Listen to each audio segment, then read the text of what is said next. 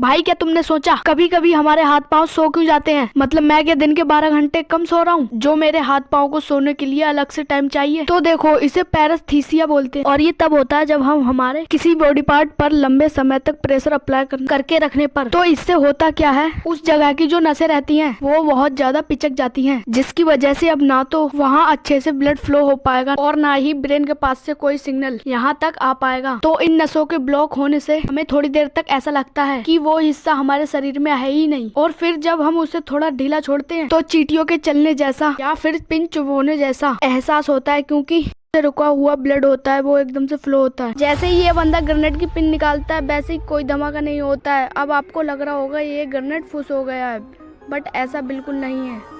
दरअसल ये ग्रेनेड तब एक्टिवेट होता है जब इसके ऊपर का लीवर निकाला जाता है। इसीलिए जब पिन निकालने के बाद आपको इसे फेंकने का मन ना हो तो इसको वापस सेफली अंदर डाल सकते हैं। बस ध्यान रखना है ऐसा करते वक्त लीवर ना छूट जाए, वरना आप इस गोले से छूट जाओगे। क्या तुमने कभी सोचा इन तार पर बैठे हुए पक्षियों को करंट क्यों नहीं लगता? तो देखो, अगर मैं तुमसे कहूँ इन दोनों गिलासों में मैंने बराबर पानी भरा है और इसके बीच में पाइप लगा दी है, तो आप जानते हो पानी इधर से उधर कहीं नहीं, क्योंकि दोनों साइड का पानी बराबर है। पर जैसे ही कोई सी गिलास में पानी बढ़ाया जाएगा तो वो अपने आप ही दूसरी साइड चले जाएगा बैलेंस होने के लिए, और इसी तरह करंट चलता है। तुम सोचो किसी को करंट कब लगता होगा? जब वो जमीन और तार दोनों के टच में होता है, और इधर तार में तो भर भर के करंट है पर जमीन में नहीं है, तो करंट को रास्ता मिल जाता है ज्यादा वाली जगह से कम वाली जगह पे जाने का। पर पक्षी अपने दोनों पाँव तार पर ही टिका के रखते हैं, तो करंट को पता चल जाता है मुझे घूमकर वापस तार में ही आना है, तो मैं इतना घूम के क्यों जाऊँ, सीधा सीधा निकल लेता हूँ। क्योंकि करंट हमेशा आसान रास्ता चुनता है चलने के लिए। ये दुनिया का सबसे ज्यादा पैना चाकू है जो कि लड़कियों से भी ज्यादा गंदा काटता है, क्योंकि ये रेजर ब्लेड से 10 गुना ज्यादा शार्प होता है और लेदर को तो मक्खन की तरह काट देता है। और तो और आप इससे सिंगल सेल के भी 2 टुकड़े कर सकते हो।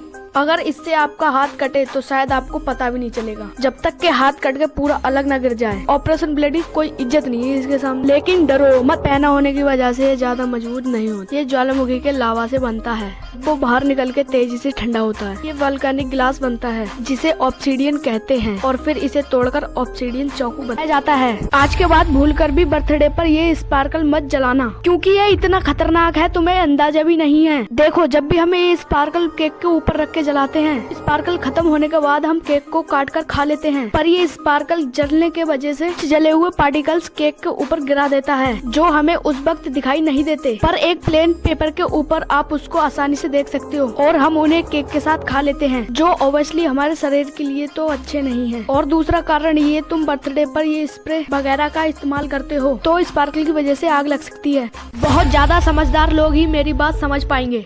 सबसे पहले आप पानी के अंदर जाके आप अपनी बची हुई पूरी जिंदगी जी सकते हैं। नेक्स्ट, जानलेवा नशे की चीजें जैसे कि सिगरेट, अल्कोहल एंड ड्रग हमारे वातावरण के लिए सबसे ज्यादा फायदेमंद चीज है, क्योंकि इनसे इंसान मरते हैं। नेक्स्ट, इंसान इस दुनिया से नहीं खत्म होने वाले जब तक आपकी सांसें चल रही हैं। इस वीडियो को देखने के बाद तुम्हें अपने स्कूल से प्यार हो जाएगा, क्योंकि ये देखो, यूनाइटेड किंगडम के कई सारे स्कूलों में बेस्ट फ्रेंड बनाना अलाउड ही नहीं है। तो मतलब किस बात का स्कूल जाना है जब कोई बेस्ट फ्रेंड ही नहीं है। और इसी तरह वोल्स नाम के देश के स्कूलों में तुम चलती गिलास में पानी ही नहीं पी सकते। उनका ये मानना है कि इससे डिस्ट्रैक्शन होता है। बताओ, जापान के स्कूलों में छुट्टी होने के बाद बच्चों को ही वहाँ की सफाई करनी पड़ती है। मतलब एक तरफ से देखा जाए तो सही चीज है ये। क्या आपने कभी सोचा है यह चींटियां एकदम सीधी लाइन में ही क्यों चलती हैं हमेशा? मतलब क्या इनके भी पीटी टीचर ने हाथ पीछे करके सीधी लाइन में चलने के लिए बोला है? तो ये देखो, पहले ये समझो, जैसे हम इंसान एक दूसरे से बोलकर कम्युनिकेट करते हैं, वैसे ही चींटी का अपना एक अलग तरीका होता है एक दूसरे से कम्युनिकेट करने का। तो जब भी किसी चींटी को खाना मिलता है, वो चींटी खाना लेकर वापस अपने घर जा रही होती है, तो वो अपने पीछे एक फेरोमोन नाम का केमिकल छोड़कर जाती है कि और दूसरी चींटियां इस केमिकल को डिटेक्ट करके खाने तक पहुंच सके, और बाकी चींटियां भी जाते वक्त ये केमिकल छोड़ते हुए जाती हैं ताकि और चींटियां।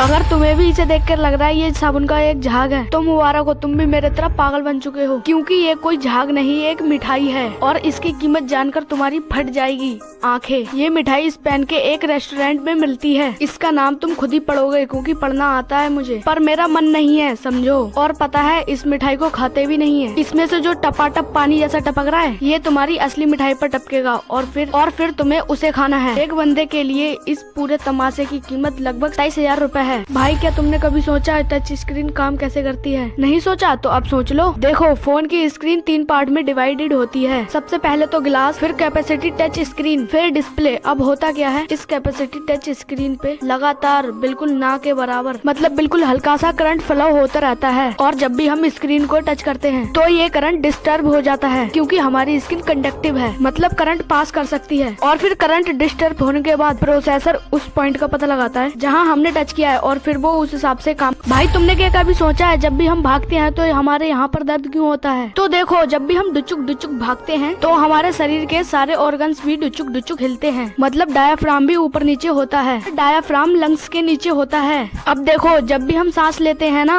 तो ये डायाफ्राम मूव करता है ऊपर नीचे, पर भागते समय हम जल्दी जल्दी सांस लेते हैं क्योंकि हमारी बॉडी के अंदर ऑक्सीजन की कमी हो जाती है और जल्दी जल्दी हिलने की वजह से और ऑक्सीजन की कमी से डायाफ्राम में क्रैम्प आ जाता है और फिर छाती के नीचे खतरनाक दर्द चालू होता है। इस अकेले फोन ने आज तक करोड़ों लोगों की जान ली है और इसे दुनिया का सबसे खतरनाक हथियार भी माना जाता है। बताता हूँ क्यों, पर इसके आगे ये जान लो कि ये फोन ओरिजिनली ब्लैक कलर का था और जिस इंसान ने इस फोन को यूज किया था उनने इस पे रेड कलर करवा दिया था। 2017 में ये फोन नीलामी में लगभग $2.5 लाख का बिका है। और एक और चीज, जिसने ये फोन यूज किया था उसने रेड कलर करवाने के साथ साथ कुछ इस पे मॉडिफिकेशन भी कराया था, जैसे अपना नाम लिखवाना। ये फोन एडल्फ हिटलर का है। हिटलर ने वर्ल्ड वॉर 2 के समय सारे मरने मारने के कमांड इसी से दिए थे।